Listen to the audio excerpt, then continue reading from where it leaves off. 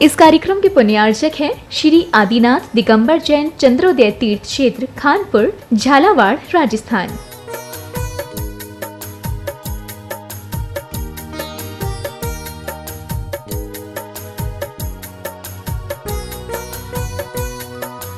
स्वर्गीय Shri Vinod Kumar Jain, Shrimati Kusumlata Jain, Shri Kapil, Shrimati Varsha Jain, Khushi, Sonvi, Vivaan, Shri Vipul, Shrimati Deepti Jain, Harshit, Neerav, firm Benson polymers private limited, Shrimati Munni Devi, Shri Rajendra Kumar ji, Shri Gyanendra, Shrimati Madhu, Shri Sanjay, Shrimati Simple, Shri Neeraj, Shrimati Monika, Pranjul, Sanyam, Anjul, Anshul, Anjali, Priyanshi, Priyansh एवं समस्त गदिया परिवार Surat. Firm Adinath tex camp limited.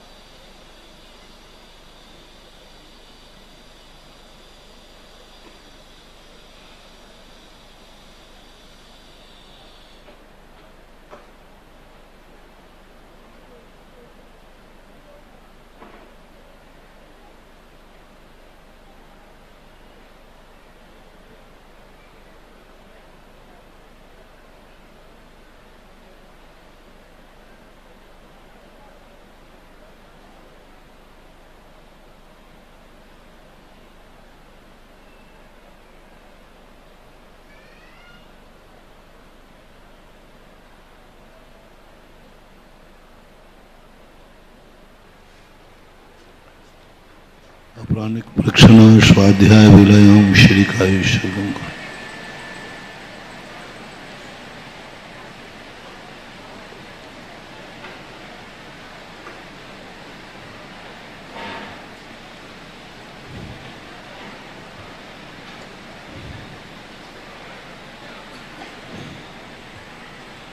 आज तो इन लोगों में जिज्ञासाएं ज्यादा होंगी।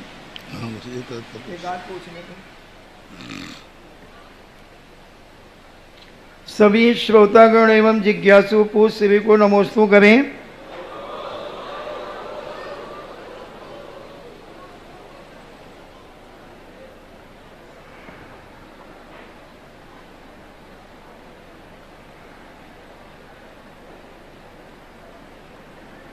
डॉक्टर मगन जैन आष्टा से पूछते हैं, परम पूज्य मेरे आराध्य गुरुदेव के चरणों में बारंबार नमोस्तु। महाराज जी, अनंत काय का स्वरूप क्या है और इसमें कौन सी वनस्पति आती है? अनंतों की जो काय होती है वो अनंत काय बोलते हैं। अनंत जीव एक ही काय को स्वीकार करते हैं, एक ही काय का आधार लेकर के अनंत जीव उत्पन्न होते हैं। उन अनंत जीवों की अलग अलग काया नहीं होती है। इनके अंदर वनस्पति काय आते हैं, वनस्पति में भी स्थावर आते हैं, और प्रत्येक त्रस और स्थावर जो होते हैं ना, स्थावर के दो भेद होते हैं, एक प्रत्येक वनस्पति और एक साधारण वनस्पति। तो जो साधारण वनस्पति है, उन साधारण वनस्पति के अंतर्गत ये अनंत काय जीव आते हैं। ऐसे अंशु जैन यूएसए से पूछती हैं, नमोस्तु महाराज जी, चारित्र मोहिनी कर्म को कमजोर किस प्रकार से किया जा सकता है? राग द्वेष कम करके, क्योंकि चारित्र मोहिनी का बंध तीव्र कषाय से होता है। प्रतिकूल वातावरण मिलने पर अपने आप को जितना क्षमताशील बना के रखेंगे, उतने ही चारित्र मोहिनी कर्म का क्षय उपशम होगा। अनुकूल वातावरण के ऊपर अपने आप को फूलने नहीं देंगे तो चारित्र मोहिनी कर्म का क्षय उपशम होता है। सबसे बढ़िया उपाय है चारित्र मोहिनी कर्म के क्षय उपशम का।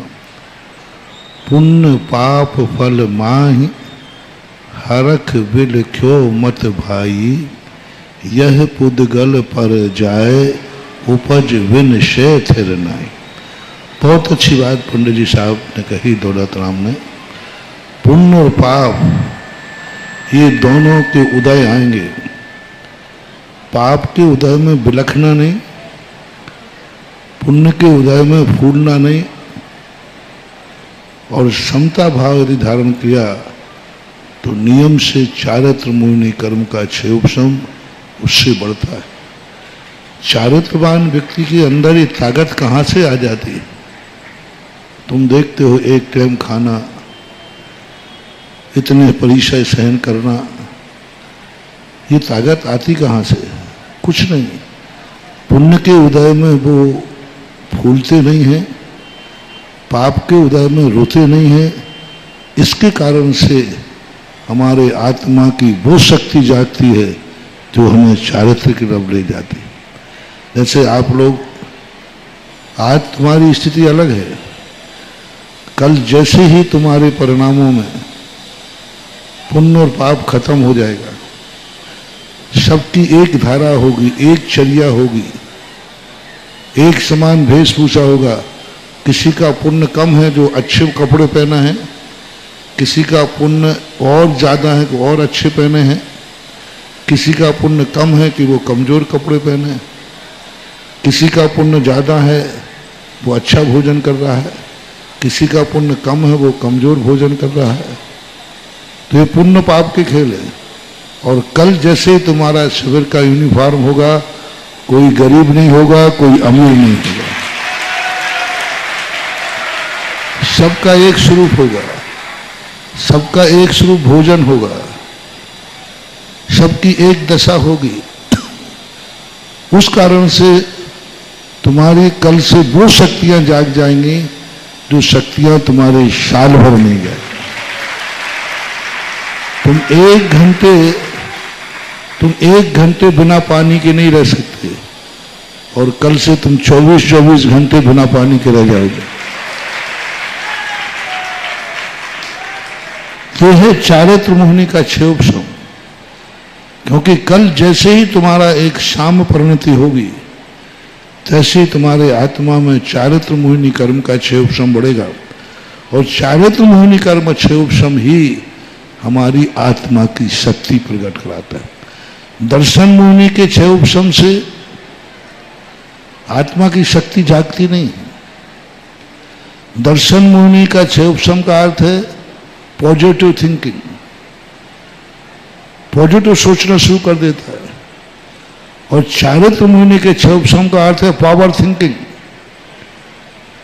पावर थिंकिंग, इतना पावर आ जाता है कि वो हर प्रतिकूल परिस्थिति में अपने आप को आकुलित नहीं होने देता। ये क्षमता का चारित्र मोहिनी के क्षय उपशम का सबसे सरल उपाय यही है। नूतन जैन दिल्ली से पूछती हैं, नमोस्तु महाराज जी। महाराज जी, 35 प्रकार के स्वावकाचार वर्तमान में उपलब्ध होते हैं, तो क्या सभी स्वावकाचार पूर्णतः आगम से प्रमाणित हैं? इसमें कौन कौन से स्वावकाचारों का हम स्वाध्याय कर सकते हैं? सबसे बढ़िया तो समंत्र भद्र महाराज का श्रावकाचार है। उस श्रावकाचार को आधार बनाओ, मूल प्रति बनाओ। उससे विपरीत कोई बात जावे वह प्रमाणिक नहीं है। और उसमें जो आया है या उसके भाव को समर्थन करने वाला कोई विस्तार कथन है तो वो सब आगम प्रमाण में आएंगे। किसी पर्टिकुलर किसी को अप्रमाणिक प्रमाणिक नहीं कह सकते। विषय वस्तु अप्रमाणिक और अप्रमाणिक होती है। जिनवाणी चैनल, आदिनाथ चैनल, सुधा कलश चैनल, पुण्योदय चैनल आदि विविध डिजिटल माध्यमों से देख रहे देश और विदेश के लाखों करोड़ों भक्तों की ओर से और भाग्योदय तीर्थ परिसर देशना मंडपम में विराजित सभी सुधी श्रोताओं की ओर से जगत पूज्य के चरणों में त्रिवार नमोस्तु नमोस्तु नमोस्तु, माता जी के चरणों में बंदामी बंदामी बंदामी, छुल्लक जी के चरणों में इच्छामी इच्छामी निवेदित करता हुआ आज के इस बहुचर्चित जिज्ञासा समाधान कार्यक्रम का आरंभ करता हूं। हे गुरुवर, कल से पर्वराज पर्यूषण महापर्व प्रारंभ होने वाले हैं और श्रवण संस्कृति संस्थान सांगानेर द्वारा इस बार लगभग 550 से अधिक स्थानों पर विद्वान जा रहे हैं। ग्रीष्म काल में जो शिविरों का आयोजन किया गया था, आपके मुखारविंद से उसका नाम दिया था गुरु उपकार महोत्सव, और जिसकी की पूरे देश में बहुत बड़ी और अच्छी प्रभावना हुई। कल जो हमारे श्रवण संस्कृत संस्थान के स्नातक जा रहे हैं, वो सभी आपसे आशीर्वाद तो चाह ही रहे हैं और साथ ही साथ उनकी जिज्ञासा है कि हे गुरुवर, हम ऐसा क्या करें कि श्रवण संस्कृति संस्थान की ध्वजा दिग दिगंत तक फहराती रहे। हे गुरुवर, नमोस्तु नमोस्तु नमोस्तु। चलिए, जिज्ञासा के इस क्रम में सर्वप्रथम हमारी जिज्ञासा रखेंगी बाल ब्रह्मचारिणी बहन नीता दीदी, और इसके बाद तैयार रहेंगे दिनेश जी गंगवाल। गुरुवर, जिज्ञासा ये आई थी श्रवण संस्कृत संस्थान वाली। हेलो, हे गुरुवर, श्रवण संस्कृत संस्थान से इस बार 550 स्थानों पर हमारे विद्वान जा रहे हैं। सभी ने नमोस्तु निवेदित करते हुए एक ही जिज्ञासा की है कि हम ऐसा क्या करें कि श्रवण संस्कृत संस्थान का नाम दिग दिगंत तक उज्जवल हो, फहराता रहे। हेलो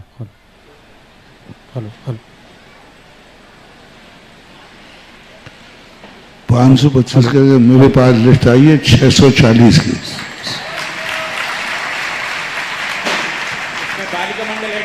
बालिकाओं को तुमने नहीं जोड़ा होगा। 80 स्थानों पर बालिकाएं जा रही हैं।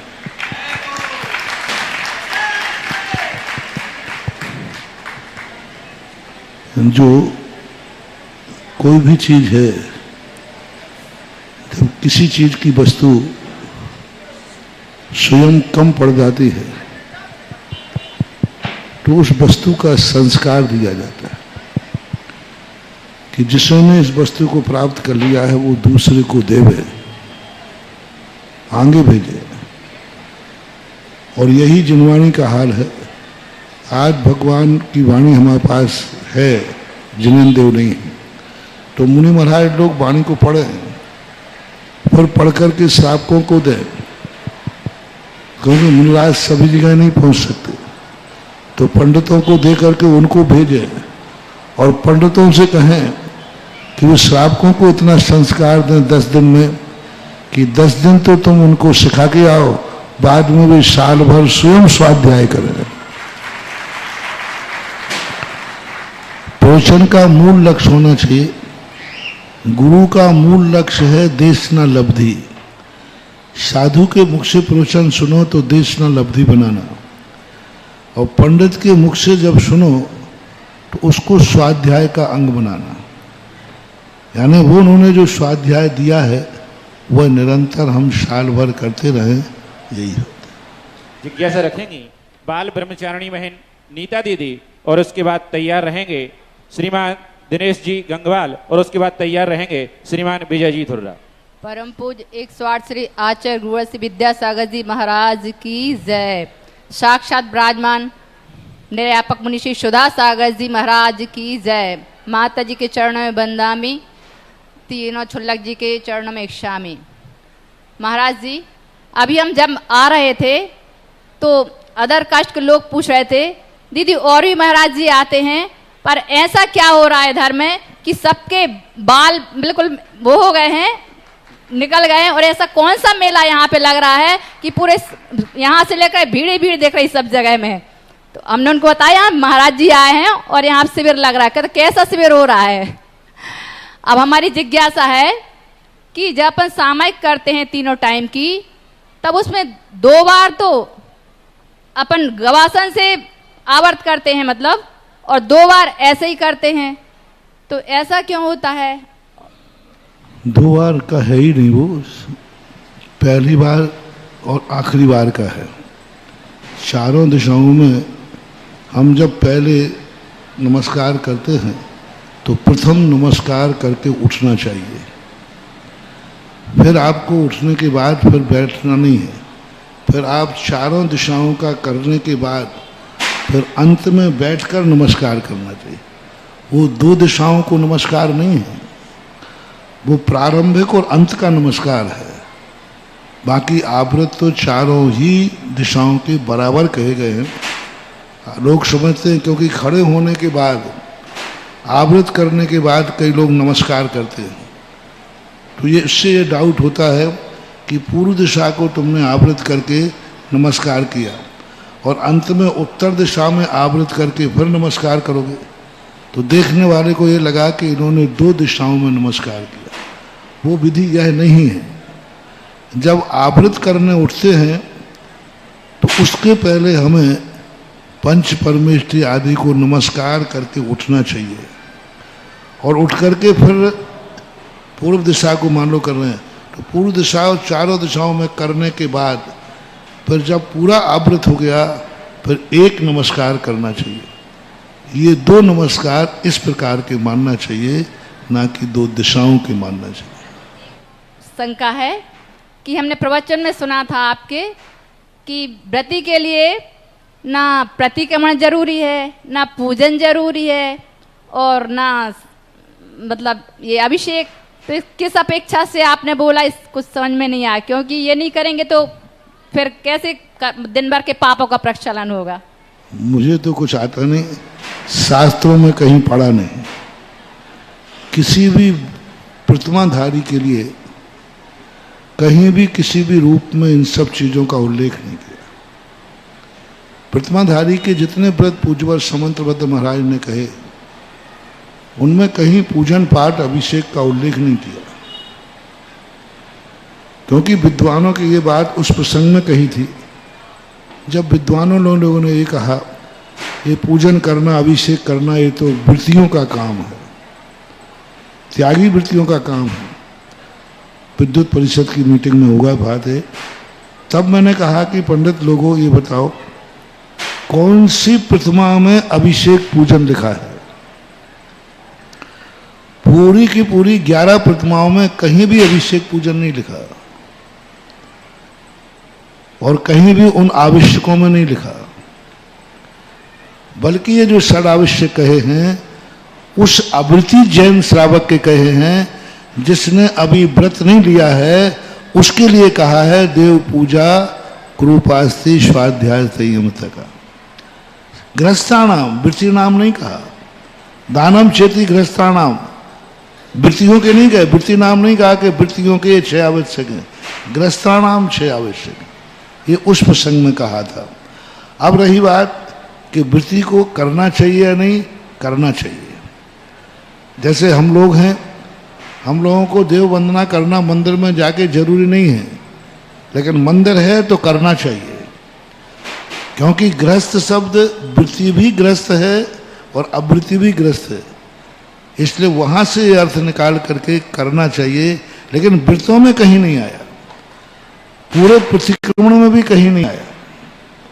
वृत्ति की इतनी परिभाषाएं कि समंतभद्र महाराज ने सब कुछ लिया, उसमें किसी भी गुण में प्रतिक्रमण शब्द का प्रयोग नहीं किया। जैसे हम लोगों के 28 मूल गुणों में प्रतिक्रमण दिया, नित्य करें प्रत्याख्यान प्रतिक्रमण तजें तन अहमेव को, ऐसा मूल गुण रख दिया। लेकिन वृत्ति प्रतिमाधारियों आदि के लिए ऐसा किसी भी आचार्य ने प्रतिक्रमण का उल्लेख नहीं किया। अतिचारों का उल्लेख किया है लेकिन प्रतिक्रमण का उल्लेख नहीं किया, इस अपेक्षा से कहा था। लेकिन वृत्ति को प्रतिक्रमण करना चाहिए। आवश्यक होना, एक नियम होना, कानून होना अलग चीज है, और करना चाहिए, जरूर करना चाहिए। प्रतिदिन का भी, दैनिक भी, पाक्षिक भी, रात्रि भी प्रतिक्रमण करना चाहिए। उसके कई कारण हैं, क्योंकि गृहस्थ एक आरंभ और परिग्रह से युक्त है, पूर्णतः संयमी नहीं है। पूर्णतः संयमी न होने से प्रतिक्रमण की स्थिति उसकी बनती नहीं है। क्योंकि अभी प्रतिक्रमण करेगा, आरंभ परिग्रह फिर करना है उसको। अभी शाम का प्रतिक्रमण कर ले और शाम को जाकर के फिर वो कोई कार्य करेगा, व्यापार करेगा, धंधा करेगा, तो प्रतिक्रमण कैसे बनेगा बताओ? प्रतिक्रमण करने के तुरंत बाद ही उसको आरंभ परिग्रह करना है। तो अब रात्रि प्रतिक्रमण कैसे करे, दिन का प्रतिक्रमण कैसे करे? क्योंकि सुबह उठते ही उसको आरंभ परिग्रह करना है। तो पूर्ण संयम न होने के कारण से प्रतिक्रमण की अनिवार्यता नहीं बताई, प्रतिक्रमण को गुणों में नहीं रखा। लेकिन प्रतिक्रमण करना चाहिए या नहीं करना चाहिए? करना चाहिए। अभिषेक पूजन करना चाहिए या नहीं? करना चाहिए। लेकिन उसको फिर गुण में क्यों नहीं रखा, उसकी बात हमने कही थी। जिज्ञासा रखेंगे श्रीमान दिनेश जी गंगवाल, जो हमारे 31वें श्रावक संस्कार शिविर के निर्देशक भी हैं, और इसके बाद तैयार रहेंगे श्रीमान विजय जी धुर्रा अशोकनगर से। महाराज श्री के चरणों में भारत भर में जितने भी शिवरार्थी हैं, यहाँ आए हुए हैं और घरों पे हैं, सब की ओर से आपके श्री चरणों में बारंबार नमोस्तु नमोस्तु नमोस्तु। क्षुल्लक श्री गंभीर सागर जी महाराज अन्य सो इच्छामी माता जी को बंदा में। महाराज जी, आप में ऐसी क्या विशेषता है, आप कोई भी चीज प्रारंभ करते हो, कुछ भी, आपने शांति धारा थी प्रारंभ की, पूरे भारत के हर मंदिर की आज शोभा बन गई। आज सारे मंदिरों में शांति धारा होने लग गई। आपने भक्तामर की महिमा गाई। महाराज जी, ऐसा कोई मंदिर नहीं रहा जिसमें भक्तामर दीप प्रज्वलन नहीं होता हो। और सबसे महान कार्य महाराज जी जो आपने किया, वो हम सब पे उपकार करके ये श्रावक संस्कार शिविर लगाया। और इसकी भी महाराज जी पूरे भारत का हर साधु, हर मतलब जो भी पूज्य पुरुष हैं, सब महाराज जी अपने अपने स्तर पे शिविर लगा रहे हैं। मतलब आपकी इस शिविर में ऐसी क्या ज्योति जलती है महाराज जी, या आपके चिंतन में ऐसा क्या झलक जाता है कि हर व्यक्ति, चाहे आपका वो और रूप में समर्थक हो या ना हो, लेकिन आपकी चीज़ों को बड़ी आनंदमय ढंग से वो ग्रहण करता है और बांटने की कोशिश करता है। और दूसरा प्रश्न महाराज जी, जो शिवरार्थी यहाँ नहीं आए, वे शिवरार्थी अपने घरों में रहकर अपनी दिनचर्या का किस प्रकार पालन करें, और यहाँ वाले शिवरार्थी जो आए हैं उनकी दिनचर्या सुबह से कैसे होगी, जिज्ञासा समाधान कीजिए महाराज जी। किसी भी चीज का प्रभाव पड़ने का मूल कारण होता है कि व्यक्ति किसी को थोपे नहीं, उसको प्रैक्टिकल करके दिखाए। शांति धारा मैंने थोपी नहीं है, शांति धारा को मैंने प्रैक्टिकल के दिखाया।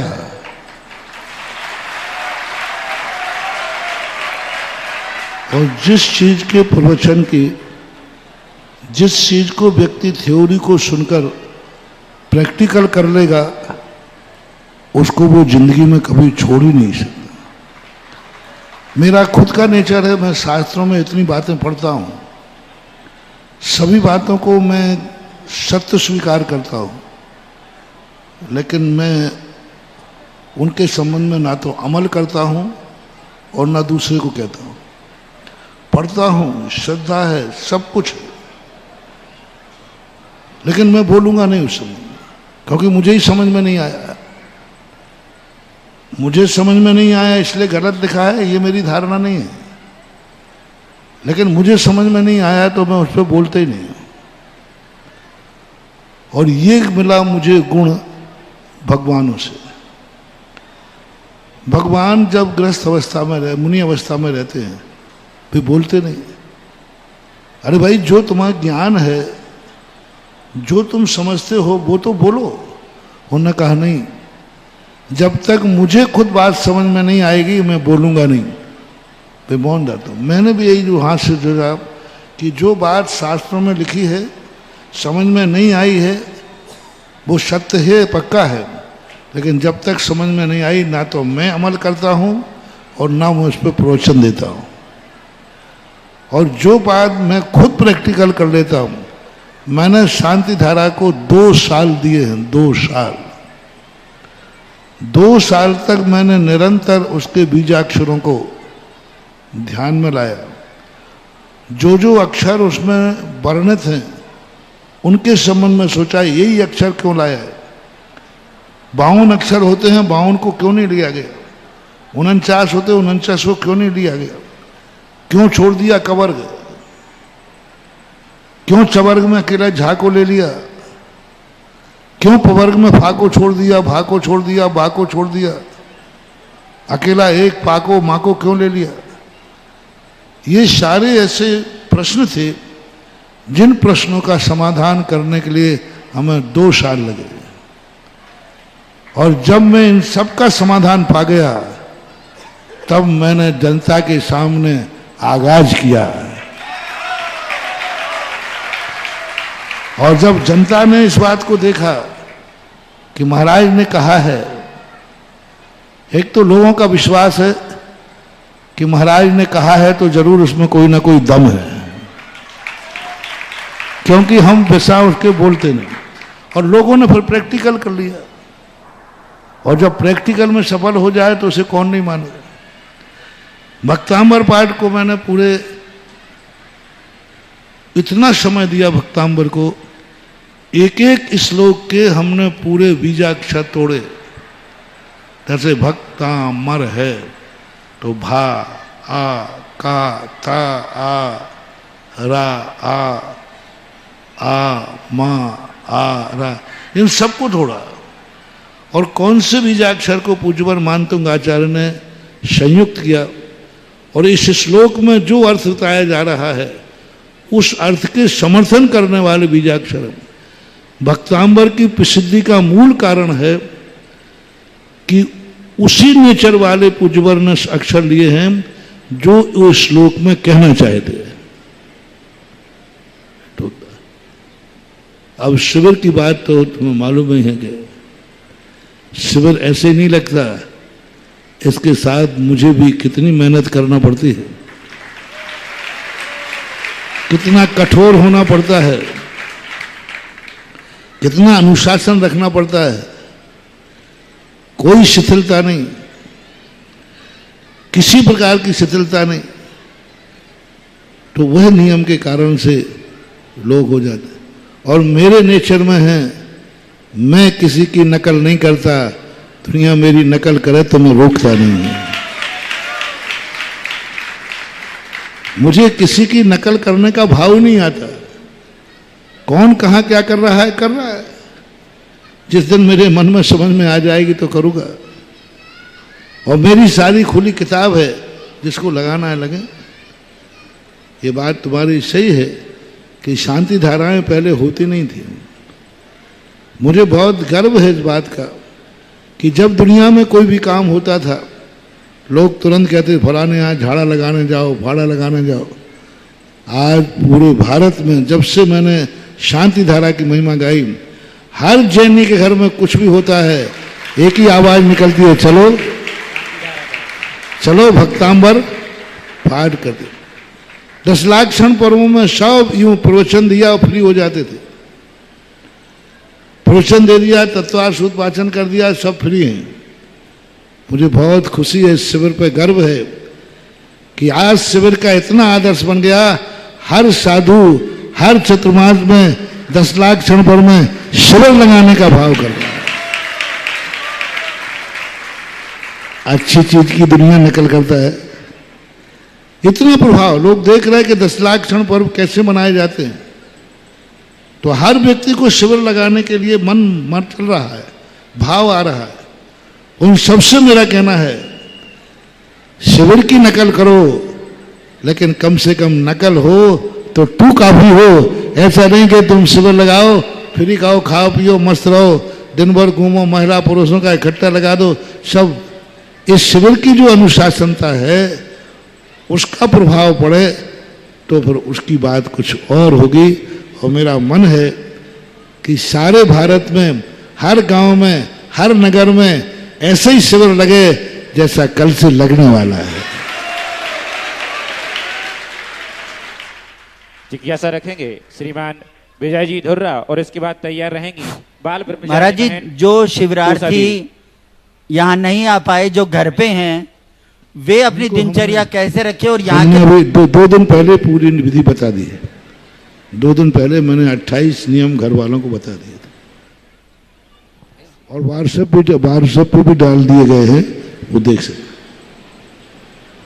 परम पूज्य आध्यात्मिक संत निर्यापक श्रवण तीर्थ चक्रवर्ती मुनिपुंगव सुधा सागर जी महाराज के पावन पुनीत चरणों में दर्शनोदय कमेटी थुबोंजी, जैन समाज अशोकनगर, जैन युवा वर्ग का बारंबार नमोस्तु नमोस्तु नमोस्तु। परम पूज्य के चरणों में इच्छामी, पूज्य श्री के चरणों में वंदामी। परम पूज्य गुरुदेव, हमें अब तो ये कहना ही पड़ेगा कि जब आपके बिहार सागर से आगे नहीं हो रहा था तो पूरा अंचल अशोकनगर, गुना, पिपरई, मुंगौली, साड़ोरा, चंदेरी, पूरा अंचल दुखी था और अत्यंत दुखी था।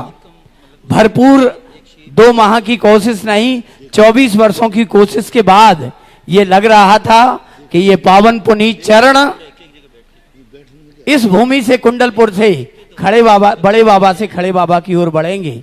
लेकिन सागर के भक्तों की अपार भक्ति को देखकर ये चरण रुके।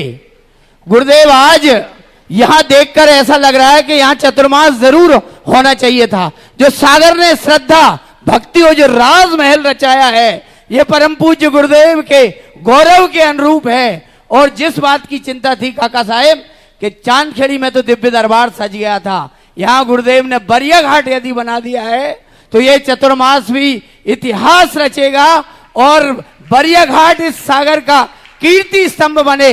गुरुदेव, इसके लिए सागर को और देश भर के जो भक्त आए हैं, इनको क्या करना चाहिए, इनको मार्गदर्शन दें, हम सबको मार्गदर्शन दें कि हम आपके सानिध्य में सागर में इतिहास रचाएं। पूज्य गुरुदेव के चरणों में बारंबार कल से जो आज्ञा मिले उसका पालन करना, यही करना है कल से।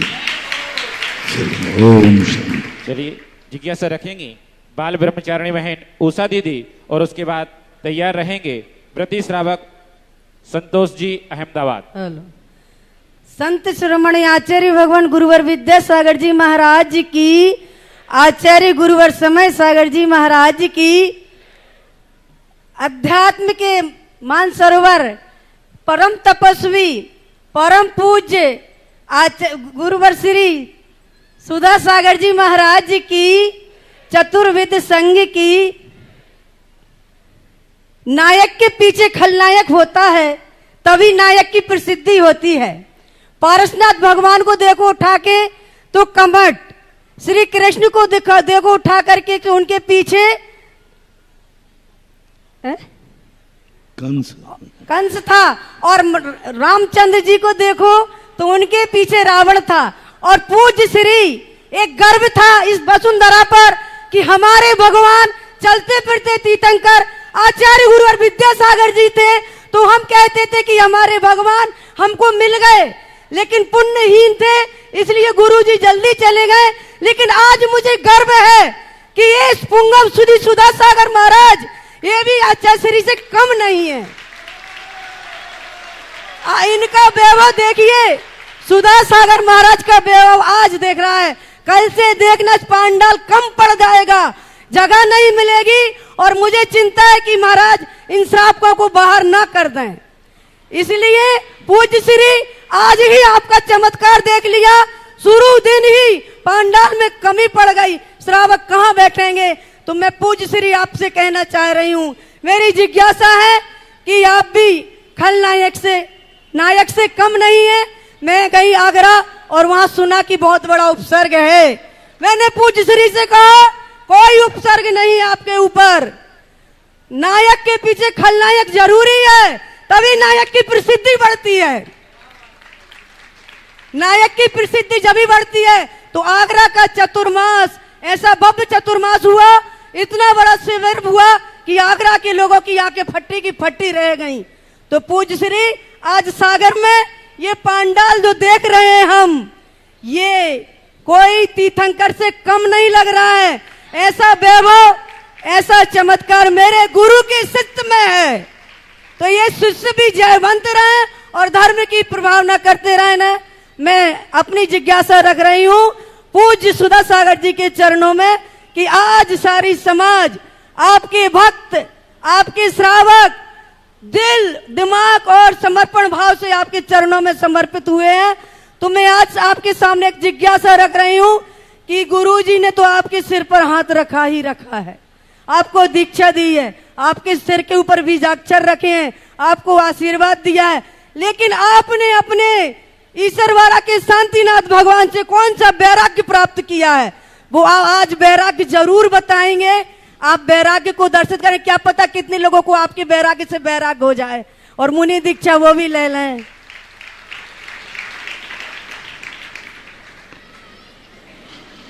वैराग उत्पन्न किया नहीं जाता, वैराग तो प्रकट हो जाए।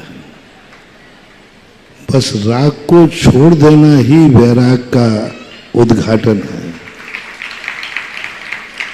क्योंकि राग आदि जो पदार्थ होते हैं वो पर से संबंध रखते हैं, और जैसे जैसे व्यक्ति पर पदार्थ को छोड़कर निरालंबी जीवन जीना शुरू करता है तो उसके अंदर राग की कणिका कम होती जाती है। पराधीन जीवन जितना भी आलंबन हम लेते जाएंगे राग बढ़ता जाएगा, और बिना आलंबन के हम जितना भी जिएंगे, एक क्षण भी जिएंगे, एक दिन भी जिएंगे, एक घंटे भी जिएंगे, उपवास से शक्ति क्यों बढ़ती है? क्योंकि उपवास के दिन आत्मा के अंदर ज्ञानी व्यक्ति ये महसूस करना चाहता है कि मैं रोटियों का गुलाम नहीं हूं, मैं बिना रोटी के भी जिंदा रह सकता हूं, मैं बिना पानी के भी जिंदा रह सकता हूं।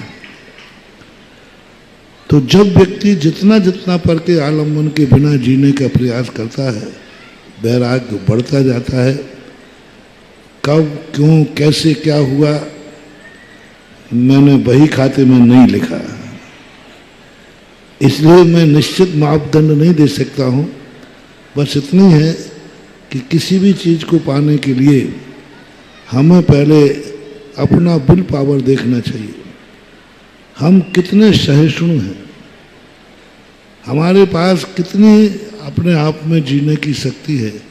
वो शक्ति का भास जब हो जाता है, व्यक्ति समुद्र में भी कूद पड़ता है तो किनारे पर पहुंच जाता है।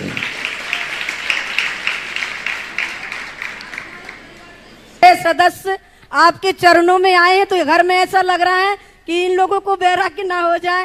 3 सदस्य पहली बार आपके शिविर में भर्ती हुए हैं, सबको इतनी खुशी है कि ये लोगों का कल्याण जरूर हो जाएगा। जिज्ञासा रखेंगे श्रीमान व्रती श्रावक संतोष जी जैन अहमदाबाद, और उसके बाद तैयार रहेंगे पीयूष जैन सावला राजस्थान, और उसके बाद तैयार रहेंगे प्रशांत जैन बालाघाट शिवरार्थी। नमोस्तु महाराज श्री।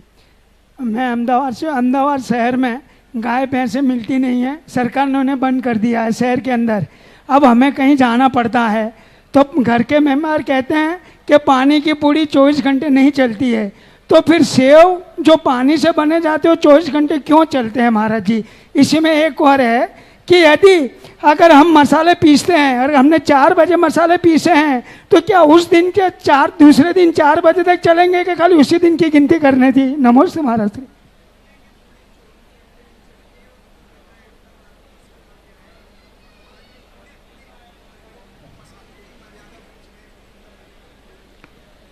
नहीं, पानी की पूड़ी चलती तो है, 24 घंटे मर्यादा है, और जो सेव है वो भी 24 घंटे की मर्यादा है।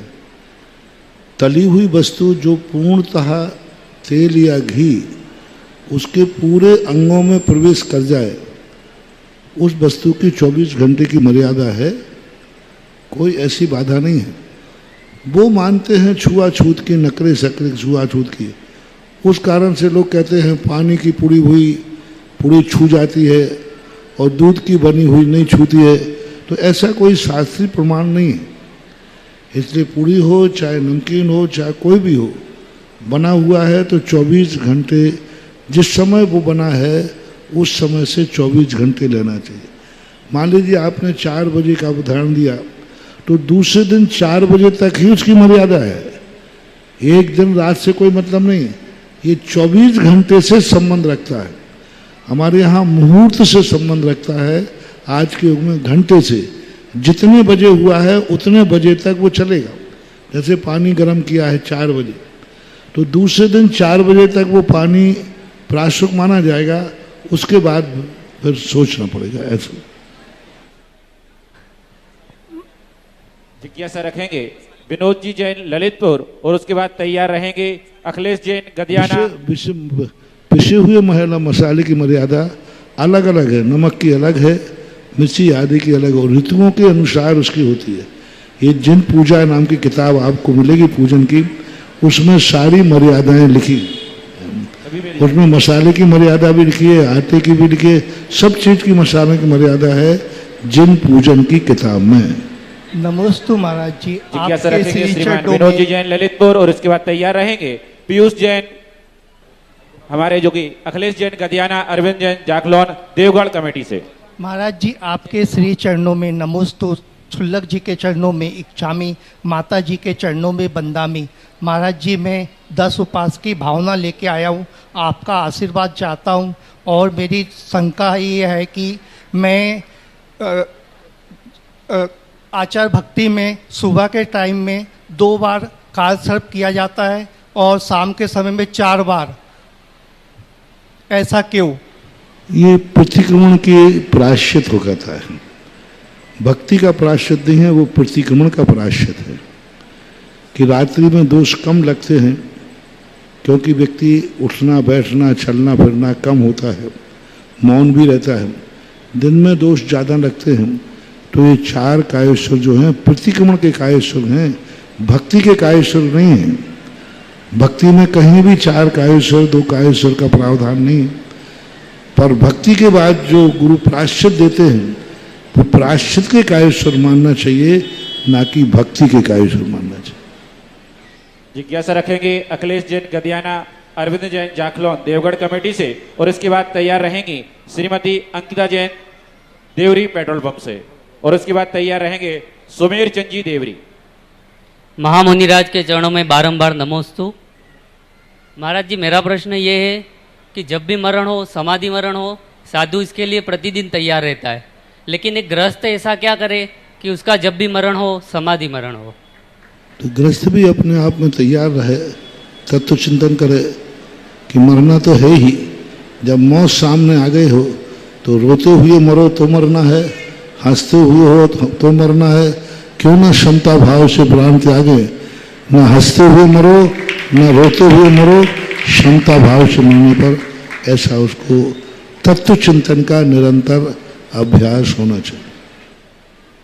देव के पावन पवित्र चरणों में त्रिवार नमोस्तु, छुल्लक जी के चरणों में इच्छामी, माता जी के चरणों में वंदामी। गुरु जी जिज्ञासा यह है कि अरहंत भगवान और तीर्थंकर भगवान में क्या अंतर होता है? अरहंत भगवान वो हैं जो सामान्य होते हैं, जो 4 घातिया कर्मों को नष्ट कर देते हुए अरहंत कहलाते। उन्हीं अरहंतों में जो तीर्थंकर प्रकृति का बंद कर लेते हैं तो अरहंत कर। गुणस्थान की अपेक्षा, विशुद्धि की अपेक्षा कोई अंतर होता ही नहीं। अनंत चतुष्टय की अपेक्षा सब बराबर होते हैं।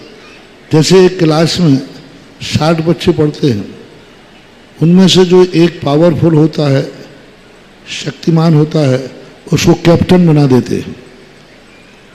बस तीर्थंकर अरहंतों के कैप्टन हैं। उनका ज्ञान भी ज़्यादा अच्छा है, उनकी पुण्य भी ज़्यादा अच्छा है। ज्ञान अर्थात केवल ज्ञान नहीं, द्रव्य शुद्ध की अपेक्षा अन्य केवलियों का इतना बड़ा द्रव्य शुद्ध को ग्रहण करने की क्षमता नहीं होती जितना तीर्थंकर में होती। तो तीर्थंकर के साथ मार अरहंतों में विशेष पुण्यात्मा जीव को तीर्थंकर कहते हैं।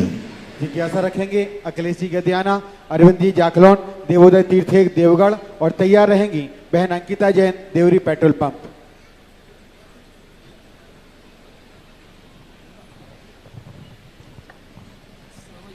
मेरे गुरुवर तीर्थ चक्रवर्ती मुनि पुंगव सदा सागर महाराज के चरणों में त्रिकाल बार नमोस्तु।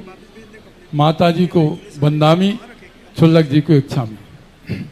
गुरुवार सन 93 में ललितपुर से सिविल प्रारंभ हुआ 131 शिवरात्रि में, उसमें मैं भी वहां से शिवरात्रि था।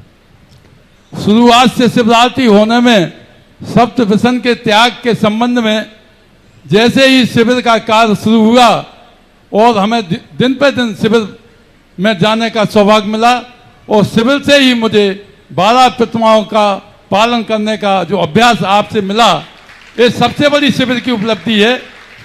अब गुरुवर मेरा प्रश्न ये है, आपने चारों प्रकार जो हमारे धर्म में 4 प्रकार के दान बताए गए हैं, आहार, अभय, औषध और ज्ञान दान। श्रावक चारों प्रकार के दान करता है, उनका पुण्य का फल जो है अलग अलग होता है, लेकिन हम लोग बार बार किसी तीर्थ क्षेत्र पर जाते हैं, आहार दान में अपना पैसा दे आते हैं, अपना जो निर्माण कार्य होता है उसमें दान दे देते हैं, लेकिन वहां की कमेटी उस पैसे का उपयोग उन मदों में ना करके और दूसरे मदों में करती है, तो उसका फल उस कमेटी को क्या मिलेगा और श्रावक को पुण्य के फल में क्या मिलेगा? नमोस्तुते। आपने जो बात कही, श्रावक संस्कार शिविर में व्यसन त्याग के रूप में तो लाखों पर संख्या पहुंच गई। कम से कम शिवरार्थियों में 1 लाख से ऊपर शिवरार्थी व्यसन त्याग चुके। प्रतिमाधारियों में हजारों में संख्या पहुंच गई। इस शिविर की मात्र प्रतिमा तक ही सीमित नहीं रही, अभी तक इस शिविर में से 30 से 35 मुनिराज बन चुके हैं। सभी संघों में जाकर के आप देखना, मुनियों में कोई ना कोई से पूछना तो वो यही कहेगा, मैं शिविर में भर्ती होकर के, चाहे वो हमारे संघ में रहा हो या अन्य संघों में। तो ये दूसरी बात है, कमेटियों को मद का, जिस मद में पैसा लेते हैं उसी मद में खर्च करना चाहिए, और या फिर कहना ना चाहिए भाई जनरल पैसा दो, दान दो, हम किसी में भी खर्च कर सकते हैं। लेकिन भोजन के नाम से पैसा, आहार दान के नाम से लेकर के अन्य दानों में खर्च करना ये उचित नहीं रहता, ठीक नहीं है, नहीं होना चाहिए। जिज्ञासा करेंगी बहन अंकिता जैन, देवरी पेट्रोल पंप, और तैयार रहेंगे श्रीमान प्रमोद जी, बारदाना सागर। 108 मुनिपुंगव सुधासागर जी महाराज के चरणों में मेरा बारंबार, मेरा और मेरे परिवार का, सारे संसार का बारंबार नमोस्तु नमोस्तु नमोस्तु। माता जी के चरणों में वंदामी वंदामी वंदामी। छुल्लक जी के चरणों में इक्षामी इक्षामी इक्षामी। हे गुरुदेव, मेरी जिज्ञासा यह है कि आज जो ये पंडाल हम सभी देख रहे हैं, मानो ऐसा प्रतीत हो रहा है जैसे साक्षात तीर्थंकर भगवान का समोशरण उतर आया हो। गुरुदेव, ऐसा लग रहा है कि हम साक्षात भगवान के समोशरण में तो बैठ नहीं सकते, लेकिन आपकी अनुकंपा और आपकी दया से हमें ये सौभाग्य मिला कि हम इस समोशरण में आकर बैठे और हमें जिज्ञासा करने का सौभाग्य मिला। हे गुरुदेव, इस शिविर में जो शिवरार्थी बैठेंगे वो 10 दिन तक अनन्य भक्ति, अनन्य पूजा, तीर्थंकर भगवान का अभिषेक करेंगे, और उससे जो पुण्य एकत्रित होगा, हे गुरुदेव, वो अपने पुण्य को बढ़ाएंगे और मोक्ष मार्ग को प्रशस्त करेंगे। गुरुदेव, वो तो अपने पुण्य को बढ़ाएंगे, लेकिन आज जो हमें यहाँ आने का सुअवसर मिला, एक स्त्री पर्याय होकर भी इस शिविर में, इस प्रांगण में आने का जो अवसर मिला, ऐसा मेरा कौन सा पुण्य कर्म का उदय था? हे गुरुदेव, इस समोशरण में आने का सौभाग्य मिला, कृपया मार्गदर्शन दें। और इसके लिए तो तुमने सारा उत्तर स्वयं पा लिया कि पुण्य का उदय तो है ही। और जब महिलाओं को, क्योंकि पुण्य एक ही तरीके से नहीं कमाया जाता, पुण्य के तरीके अलग हैं। कुछ पुण्य ऐसे हैं, कुछ पर्याय ऐसी हैं जिसमें करके ही पुण्य मिलता है। कुछ पर्याय ऐसी हैं जिनमें करना नहीं पड़ता, दूसरों से कराने में पुण्य मिल जाता है। कुछ पर्याय ऐसी है जो करने की अपेक्षा उनका सहयोग कर देना, जैसे जितने मान लो हजारों शिवरार्थी यहाँ आएंगे, तो मान लीजिए 4-5 जो भी शिवरात्रि हो, कल पता चल जाएगा। तो इनके लिए घर में कम से कम कितनी महिलाएं मान लें? कम से कम घर में 2-3 महिलाएं तो मान लें, एक घर में 2-3 महिलाएं, तो मान लीजिए 5000 शिवरात्रि हैं, तो उनको जो आहार कराएंगे 15,000 महिलाएं पुण्य कमाएंगी। एक शिवरात्रि पर 3 महिलाओं को यदि अनुमोदना का रूप ले, वो शिविर में तो भर्ती नहीं हो पाएगी। पुरुष 5,000 पुण्य कमाएंगे तो महिलाएं 15,000 पुण्य कमाएंगी। 15,000 महिलाएं अनुमोदना करके श्रावक संस्कार के पुण्य का जब खाता खुलेगा अगले भाव में, तो खुलेगा कि सागर में 2024 के अंदर पुरुषों ने कितना पुण्य कमाया, तो तुम्हारी संख्या आएगी 5,000 की, और महिलाओं की संख्या आएगी 15,000।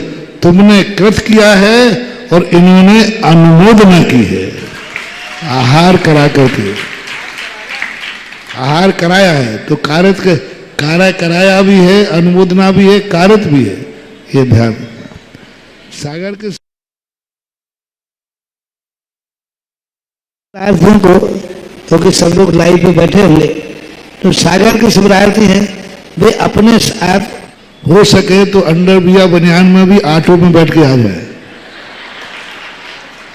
और नहीं आ सके तो कोई बात नहीं, कपड़े लेके आ जाए, अपने परिवार वालों को साथ में लाए, अपना पैंट शर्ट आदि उनको दे दे। यहाँ अमानती सामान ग्रह में सागर वालों को सामान कोई ना रखना पड़े, अच्छा यही है। यानी आप कपड़ा सब घर वापस कर दो। अब कोई प्रश्न करेगा, महाराज जी 10 दिन के बाद यदि वो कपड़ा लेके वापस नहीं आया तो आप अपना धोती दुपट्टा तो वापस ले ही लोगे, वो तो पक्का है। और घर वाले कपड़े ले गए और नहीं लेके आए तो चिंता मत करना, इस समय हमारे यहाँ भी खाता खुल गया है।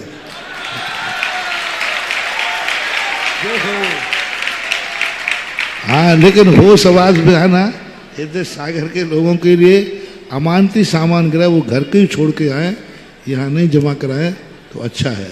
बाहर वाले तो रखी रहे, जिज्ञासा करेंगे परिवार को साथ में लेकर वापस भेज दें। जिज्ञासा करेंगे आदरणीय श्री प्रमोद जी बारदाना, और तैयार रहेंगे विद्वत श्री संजीव जी ललितपुर, जो प्रथम स्नातक हैं सांगानेर संस्थान के।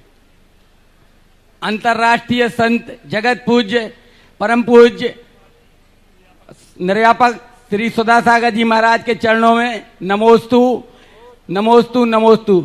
महाराज जी, चूंकि मेरा प्रश्न अंतर्राष्ट्रीय है, लेकिन इसके पहले एक जो सुबह आपके प्रवचन में ऐसा आपने कहा था कि इस पंडाल में बैठने वाले समस्त लोगों का मंगल होगा, तो अगर मैं यह आज का विषय आपके समक्ष नहीं रखूंगा तो ये बहुत बड़ी बेईमानी होगी मेरे से। महाराज जी, ऐसा है, 2 दिन से श्रीमती अर्चना दीपराज जबलपुर वालों की शांति धारा आपके मुखारबिंद से निरंतर करवा रहा था, और उनकी स्थिति परसों नागपुर में ऐसी हो गई महाराज जी कि उनको वेंटिलेटर की जरूरत पड़ गई, और वेंटिलेटर लगाने के लिए डॉक्टर तैयार हो गए। महाराज जी, मैंने आपके चरणों का घी चार्टर बस से नागपुर भेजा, और एक टॉवल में वो घी आपके चरणों का भेजा, और पेशेंट ने अपने उनके साथ जो पेशेंट के साथ थे उनने आपके वो टॉवल पूरे शरीर पर दिन भर फेरी। महाराज जी, 2 दिन में ये स्थिति है कि आज उनने स्वयं बैठ के सुबह चाय कॉफी और नाश्ता लिया। महाराज जी, ऐसा मंगल आपके प्रथम दिन ऐसा मंगल हुआ। भगवान आपके चरणों में आभार व्यक्त करते हैं। और महाराज जी, मेरी अंतर्राष्ट्रीय जिज्ञासा यह है कि 2 बार मैं महाराज जी अमेरिका गया, और वहां मैंने ये देखा जो भारत की परंपरा से संबंधित है, दान और अपरिग्रह। महाराज जी, मैंने देखा कि वहां अमेरिका में अपने घर के सामने आदमी करोड़ों रुपया, लाखों रुपया की अनमोल चीजें, टीवी, फ्रिज, फर्नीचर, बड़े बड़े लैपटॉप, टीवी, सारे आइटम अपने घर के बाहर रख देते हैं और लिख देते हैं कि ये सामान जिसको भी जरूरत हो वो ले जा सकता है। तो महाराज जी ये उनका दान जो है वो दान में आएगा या अपरिग्रह में आएगा महाराज जी? और इसके लिए आप भारतवासियों को टेक टू ऑर्डर, जो आप कहते हैं कि टेक टू ऑर्डर, राष्ट्र के नाम कैसा संदेश देना चाहेंगे महाराज जी? कृपया जिज्ञासा का समाधान करें। नमोस्तु भगवान, नमोस्तु नमोस्तु। उनका जो दान है कि जिसको जो चाहिए वो ले जाओ, ये दान की कोटि में नहीं आता, ये सहयोग की कोटि में आता है, ये उदारता की कोटि में आता है। क्लिष्टेषु जीवेषु कृपा परत्वम, हमारे यहाँ एक सूत्र आया, जो दुखी है, जो गरीब है, वो इसको उठा के ले जाए और उसको जिसको चाहिए हो ले जाए। ये दान की परंपरा नहीं है, एक सहयोग है, दुखी लोगों के ऊपर कृपा है। दान वह है जो दिया जाता है, दान वह है जो जिस किसी को नहीं दिया जाता। विधि द्रव्य दात्री पात्र विशेषात तद्विधता, पात्र देखा जाता है। वस्तु हमारे पास है, इसका अर्थ है कि हम किसी को दे दें, नहीं, पात्र देखा जाएगा, पात्र को दिया जाता है और अपने हाथ से सम्मान के साथ दिया जाता है, वो दान की कोटि में आता है। और यह जो दान की कोटि में नहीं है, एक सहयोग है। ठीक है, सहयोग देने की विधि वो अपना ली, सहयोग से हमारे लिए एक सांसारिक सौहार्द मिलता है, लेकिन पारमार्थिक उपलब्धि नहीं होती। उसको हम अपरिग्रह भी नहीं कहेंगे, क्योंकि उन्होंने वही वस्तु बाहर रखी है जो उनके लिए यूज लायक नहीं है, जो यूजलेस हो गई। वहाँ उनके पास इतना पैसा है कि वो कपड़े एक बार पहनते हैं, उस कपड़े को दोबारा पहनते ही नहीं। अब कोई लेने नहीं आता तो बाहर रख देते, भाई कोई उठा ले जाए। और दान में यूजलेस वस्तु नहीं दी जाती है, दान में यूजफुल वस्तु दी जाती है। सस्याति सर्गो दानम, अपनी वस्तु जो यूज में आने वाली है, जो हमारे लिए उपयोग में आने वाली है, उसमें से कुछ दान दे देना सम्मान के साथ, उसको दान बोलते हैं। यह जो है एक सहयोग है। जैसे लोग, पशु आता है, बाहर रोटी ढक देते हैं, पशु आएगा अपने आप खा लेगा। पशु पक्षियों को है, छत पे दाना डाल दो, पशु पक्षी अपने खा लेंगे। ये पशु पक्षियों की परंपरा है। जैसे आपने दाना डाल दिया, छत पे दाना बिखेर दिया, पक्षी आएंगे अपने आप खा लेंगे, खाएंगे, क्योंकि वो परेशान है, क्लिष्ट जीव है। और क्लिष्टेषु जीवेषु कृपा परत्वम, तो पशुओं को ऐसा दाना डाला जाता है कि जिसको लेना है ले जाओ। पशुओं के लिए बाहर प्याऊ बना दी जाती है, जिसको पानी पीना है पी जाओ। पशुओं के लिए कहा जाता है कि भाई बाहर डाल दो दाना, घास चौराहे पर डाल दो, गाय अपने आप खा जाएगी, पशु खा जाएंगे। इसलिए ये जो दान, जो सहयोग पात है, ये पशुओं के साथ तो उचित जमता है, लेकिन मानव के साथ इस प्रकार का करता है तो ये मानवीय सभ्यता नहीं है, ये पशु का व्यवहार है। हमारे भारत देश में ऐसा कार्य पशुओं के साथ करना सिखाया है, मनुष्यों के साथ नहीं। और खास तौर से जैनियों में, जैन धर्म में पशुओं के साथ व्यवहार करना अलग चीज है। मनुष्य को, भिखारी को भी देगा तो उसको भी सम्मान के साथ देगा, आदर के साथ देगा, और स्वयं हाथ से देगा। हाथ से देना, उठाकर खाना और कोई देवे वो खाना, इसमें जमीन आसमान का अंतर है। जमीन में कोई वस्तु रखी है, उसको उठा के खा लेना, ये पशु प्रवृत्ति कहलाती है। और कोई देवे तब खा लेना, भली वो भिखारी है लेकिन रोटी उसको दी गई है, उसने उठा करके नहीं खाई है। उसको रोटी दी गई है उठा करके, और पशु ने रोटी दी नहीं गई है, दाना पड़ा था तो उसने उठा के खा लिया। इसलिए इस परंपरा को ना मैं दान में लूँगा और ना ही इस परंपरा को अपरिग्रह में लूँगा। यह मनुष्यों का व्यवहार पशुवत व्यवहार कहलाएगा। ऐसा व्यवहार, जो व्यवहार वहाँ मानवों से कर रहे हैं, हमारा भारत देश ऐसा व्यवहार पशुओं से करता है, यानी अभी विदेश कितना पीछे है। हमारे यहाँ जो व्यवहार पशुओं से किया जाता है, पक्षियों से किया जाता है, वो व्यवहार मानवों से कर रहे हैं। इससे हमारा भारत देश बहुत विकसित है, बहुत आगे है, और वो अभी उसी परंपरा में चल रहे हैं जो भारत में पशुओं के साथ होता है। ऐसा जिज्ञासा रखेंगे विद्वत श्री संजीव जी ललितपुर, जो हमारे सांगानेर से प्रथम स्नातक विद्वान हैं, और उसके बाद तैयार रहेंगे हमारे आज के आहार दानकर्ता परमानंद राकेश जैन जी साहित्याचार्य परिवार से। परम आध्यात्मिक तीर्थ चक्रवर्ती निर्यापक श्रवण मुनि पुंगव श्री सुधा सागर जी महाराज के पावन पुनीत चरणों में कोटिशा नमोस्तु नमोस्तु नमोस्तु। आरिका माँ को बंदामी, क्षुल्लक गौरव श्री गंभीर सागर जी माँ 105 गंभीर सागर जी महाराज एवं समस्त क्षुल्लक महाराज को सादर इच्छामी। पूज्य श्री, हम स्नातकों की तरफ से जिज्ञासा है, 600 स्नातक लगभग इस बार 10 लक्षण पर्व में आपके पावन आशीर्वाद से पूरे देश और विदेश में जा रहे हैं। धर्म प्रभावनार्थ के इस आयोजन में पूज्य श्री स्नातकों ने ये कहा कि पूज्य श्री, हमें आपके चरणों में आने का सौभाग्य नहीं मिल पाता है, और ऐसा जो भव्य समोसरण यहाँ लगा है कि स्वर्ग के देवता भी तरस रहे होंगे कि आज ये पृथ्वी पर ऐसा समोसरण कैसे लग गया है। ये आपके परम प्रताप का फल है पूज्य श्री। तो स्नातक ये चाहते हैं कि इस बार आप कोई, हर बार हमें एक नया आदेश देते हैं कि इस 10 लक्षण में देश में और पूरी दुनिया में हमें किन संस्कारों का शंखनाद करना है। तो पूज्य श्री, हम सभी आपके आदेश की प्रतीक्षा में हैं कि इस 2024 के 10 लक्षण में आपका हम सभी स्नातकों को क्या आदेश है और आशीर्वाद भी अपेक्षित है पूज्य श्री।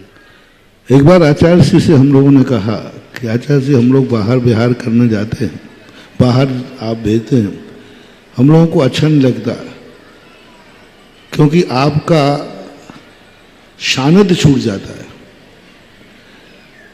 तो आपकी आज्ञा पालन करना श्रेष्ठ है कि आपके सानिध्य में रहना श्रेष्ठ है। हम आपके सानिध्य में रहें, ये अच्छा है कि आपकी आज्ञा से बाहर जाएं, ये अच्छा है। तो आचार्य ने क्या कहा, 100 भवों तक भी सानिध्य में रहने की अपेक्षा एक बार आज्ञा पालन करना श्रेष्ठ है। 100 भवों तक भी गुरु के सानिध्य में रहो, और एक गुरु ने आज्ञा दी है, उस आज्ञा के पालन करने में यदि गुरु भी छूटता है तो भी आज्ञा गुरु के सानिध्य से भी बहुत बड़ी होती है, गुरु से भी बड़ी होती है गुरु की आज्ञा। कितनी बड़ी बात कह रहा हूं, गुरु से भी बड़ी होती है गुरु की आज्ञा। तो आज्ञा श्रेष्ठ होती है। इसी प्रकार आप लोगों को भले ये सानिध्य नहीं मिल पाता है, लेकिन प्रति वर्ष आप लोगों को मालूम है, जब स्नातक सांगानेर संस्थान में आता है, पहली साल में तो उसको शिविर में आने मिल ही जाता है। ये आए ना, देखो अभी बैठे। इस साल जो सांगानेर की नई भर्ती हुई है, अब ये नई भर्ती शिविर में आ गई, बस अब यही संस्कार है। और आज इस बार का सबसे बड़ा आगाज ये है कि जहां भी अपने स्नातक जा रहे हैं, उनका सबसे बड़ा कार्य है कि वे जहां जाएं वहां स्वाध्याय की परंपरा स्थापित करें। तुम्हारे आने के बाद जिस गद्दी पर तुमने प्रवचन दिया है, वह गद्दी साल भर चलते रहना चाहिए। और उसका दूसरा रूप है 12 वर्षीय पाठ्यक्रम। 12 वर्षीय पाठ्यक्रम, कई लोग कहेंगे हम पढ़ेंगे तो सही लेकिन समझ में नहीं आएगा, तो उनको कहो कि 12 वर्षीय पाठ्यक्रम में ऑनलाइन में जो आपको पढ़ाया जाता है वो आप पढ़िए। तो 12 वर्षीय कोर्स को एक ऐसा स्वाध्याय के रूप में कर दिया जाए कि हर मंदिर में वो गद्दी चालू हो जाए जो आज से 50 साल पहले मंदिरों में वासना की गद्दी चलती थी। मंदिरों में जब जाते थे तो नियम से एक कोने में कहीं ना कहीं शास्त्र की गद्दी हुआ करती थी। आज मंदिरों में शास्त्र की गद्दी का अभाव हो गया। एक गद्दी बिछी हुई रहती थी, वहाँ टेबल रहती थी, पंडित जी पढ़ते थे और सब लोग बैठते थे। तो आज हर मंदिर में स्वाध्याय की परंपरा बाद में भी जीवित हो जाए, यदि यह अपन ने कर लिया तो बहुत बड़ा कार्य हो जाएगा। ज्ञान का प्रचार ज्ञान से ही होता है, और अपने आप में ये बात को भी प्रचार करना है कि आर्ष परंपरा क्या है, और आर्ष परंपरा के जो सूत्र हैं वे सूत्र हमने कई बार आप लोगों को दिए। उन सूत्रों का प्रचार करो कि आर्ष परंपरा ही धर्म है, और जो आर्ष परंपरा से हट करके है वो धर्म की कोटि में नहीं आते हैं, बल्कि धर्म के विनाशक कहलाते हैं। ऐसा जिज्ञासा करेंगे श्रीमान राकेश जी साहित्याचार्य परिवार से। हम आपको बता दें, आज पूज्य गुरुदेव को आहार दान देने का सौभाग्य आपके परिवार ने प्राप्त किया है। इस हेतु आपने 2 भक्ति कलश की घोषणा भी की है। जोरदार कलदन ध्वनि से इस परिवार के हम मंगल भावों की अनुमोदना करते हैं। और आज की अंतिम जिज्ञासा रखेंगे परम आदरणीय अजय जी लंबरदार। मुनिवर के चरणों में त्रिवार नमोस्तु, मुनिवर के चरणों में त्रिवार नमोस्तु, क्षुल्लक त्रय के चरणों में इच्छामी, आर्य संघ के चरणों में बंदामी। मुनिवर, आज लंबी प्रतीक्षा के बाद आज हमारे चौका में आपका पड़गान हुआ और निरंतर आहार हुए, इसकी अपार खुशी हम लोगों को है। और अभी तक जब से मुनिश्री सागर में प्रवेश हुआ है तब से निरंतर मुनिश्री की सेवा में, आहारचर्या में, साधु संतों की सेवा में हम लोग संलग्न रहते हैं। और आगे भी आशीर्वाद दीजिए कि हम लोग यही भाव हम लोगों में बना रहे। मुनिवर, अंतिम जिज्ञासा हमारी ये है कि मैं अपने सेवा काल में सर्विस के दौरान भूजल वैज्ञानिक था, जिसमें हमने नलकूपों, कुओं जिनके माध्यम से सिंचाई होती है, पेयजल की समस्या हल होती है, उसके लिए स्थल चयन कर उपयुक्त स्थल प्रस्तावित करता हूँ। मुनिवर, मेरी शंका ये है कि ट्यूबवेल और नलकूपों के माध्यम से जो पानी निकलता है उसमें जलकायक जीवों की जो बराधना होती है उसका हमें क्या दोष लगेगा, और उसका हमें कुछ प्रायश्चित हो तो प्रायश्चित बताइएगा। देखो, पंच स्थावरों की हिंसा से रहित ग्रस्त हो ही नहीं सकता। बस इतना ही है कि अनर्थ दंड नहीं होना चाहिए। हमने एक दिन प्रवचन दिया था पंच स्थावरों के ऊपर। पंच स्थावरों की हिंसा करना नहीं, करना पड़ती है बुद्धिपूर्वक भी, तो पर्पस होना चाहिए, लाभ होना चाहिए, उपलब्धि होना चाहिए, हिंसा का पाप कम हो जाए, और जिस पर्पस से वो हिंसा की है उस पर्पस का पुण्य बड़ा हो जाए, तो फिर हिंसा के लिए हमारे शास्त्रों में शाबद्ध लेशव बहुपुण्य, हिंसा का पाप कम हो जाए, और उसी हिंसा के जिस पर्पस से की गई है उसका पुण्य इतना बढ़ जाए कि वो हिंसा जघन्य हो जाती है। ये ध्यान रखना चाहिए। आप तो वैसे ही भाग्यवान हैं, आपके पिताश्री जगत प्रसिद्ध, भारत के प्रसिद्ध पंडित पन्नालाल जी साहित्याचार्य, कौन नहीं जानता। आज प्रथमान युग की लोगों को हिंदी पढ़ने मिल रहा है, तो उन्हीं की देन है, वो तो बहुत अच्छी है। उन्हीं संस्कारों को, उन्हीं ज्ञान को अपने जीवन में जीवित रखो, यही आशीर्वाद। और आज की अंतिम जिज्ञासा रखेंगे आदरणीय अजय जी लंबरदार।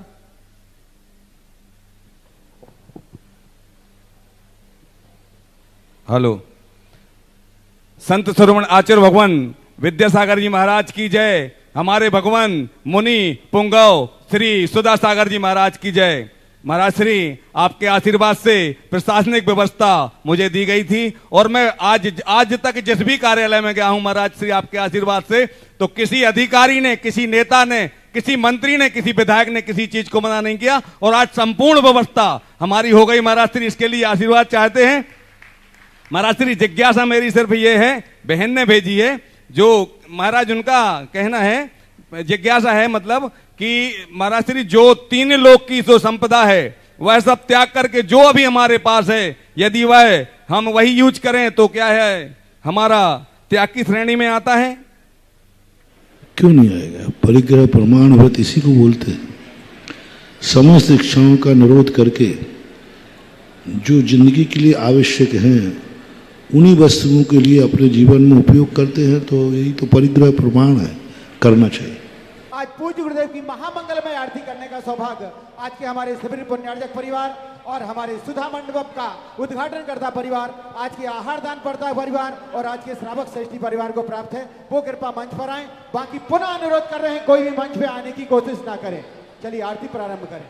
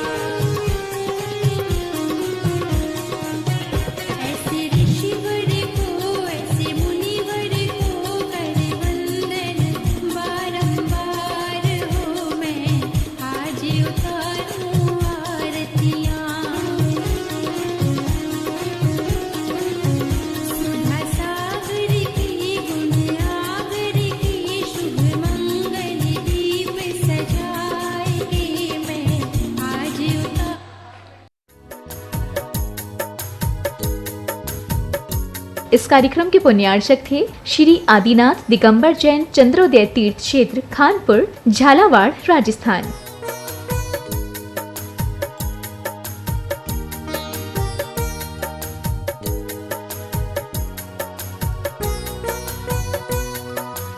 स्वर्गीय श्री विनोद कुमार जैन, श्रीमती कुसुम लता Jain, Shri Kapil, Shrimati Varsha Jain, Khushi, Sonvi, Vivaan, Shri Vipul, Shrimati Deepti Jain, Harshit, Neerav, firm Benson polymers private limited, Shrimati Munni Devi, Shri Rajendra Kumar ji, Shri Gyanendra, Shrimati Madhu, Shri Sanjay, Shrimati Simple, Shri Neeraj, Shrimati Monika, Pranjul, Sanyam, Anjul, Anshul, Anjali, Priyanshi, Priyansh एवं समस्त गदिया परिवार Surat. Firm Adinath tex camp limited.